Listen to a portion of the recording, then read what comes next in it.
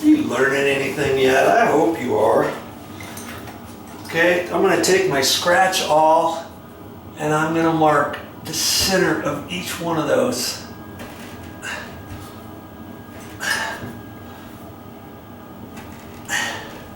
Ooh, this one almost feels like it's on a stud.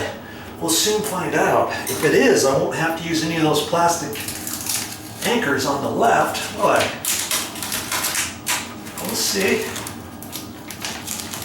Okay.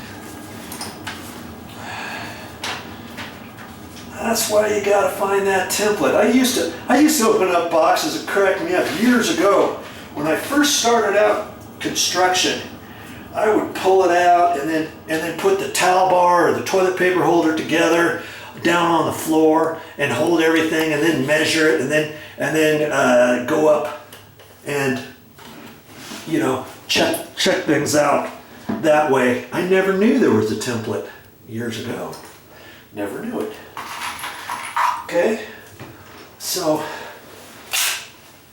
I was gonna ram a screw in there, and I probably could, but I'm taking my little screwdriver in case there's something behind there. See, I can see there's nothing. See how quick and easy that was with my little screwdriver. I didn't want to put a screw and then find out there's a pipe right in the back side and you drill your screw right into it, you know.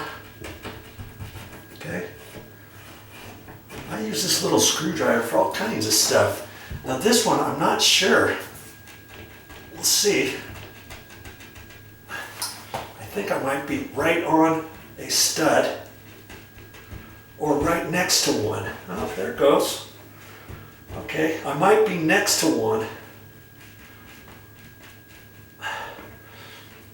And that's a 0.2.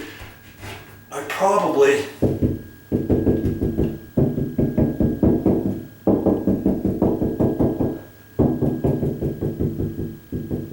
Not sure where it is. If I thought that was right next to a stud, I might want to put those anchors in first, just in case they were so close that it kind of slid over, because then it would affect this side over here, wouldn't it? Okay, but I don't think that's going to be the case. Okay, so now that I got that hole, I'm just going to use my Phillips screwdriver as a drill.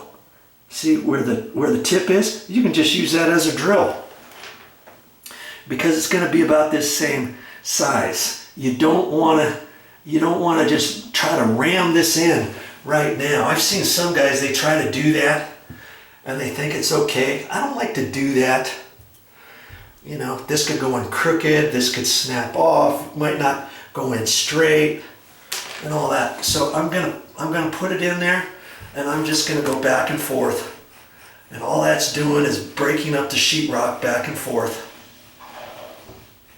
Okay, as I'm going, and I'm through. See, no breaking the sheetrock or anything. And this, you got to be pretty precise because the holes are so close together. I wish they would have figured out how to do something slightly different. See how close these two plastic anchors are going to be? But hey, that's how they've done it. So that's how we're gonna do it. Okay, and I should have done this side over here first, but I didn't.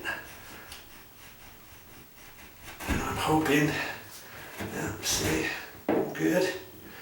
I'm just gonna drill it back and forth, back and forth, back and forth, both directions, back and forth. Keep your pressure on there, and it goes through. Look at that. Okay, there's your next step. I've got everything now. I'm ready to put the plastic anchors in, just like that. Now the thing I like about these plastic anchors, see that hole right there? It's just perfect for your Phillips screwdriver. Okay, and now I'm just going to set that in there, wiggle it back and forth a little bit, and even pressure and screw that puppy in. Oh wee, it's going kind of hard, isn't it? Not sure what's the deal with that. It almost feels like I'm going to break the plastic anchor These are kind of rubbery to a certain extent. I'm going to try a different one. The plastic anchors that I get at the store are a little bit stronger, stiffer than this. And this is just 1/2-inch sheetrock. Last thing I want is for this to break. I'm not liking that.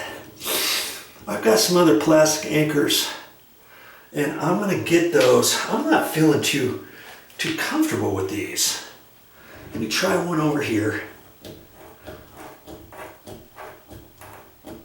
Yeah, I'm afraid if I keep tightening, it might break or twist it or something and mess up my threads. I don't like those. I'm gonna go get mine. I've got some, and I'll be right back through this very same size, but they're stronger than these. See the color of this? Okay, stick around, I'll show you.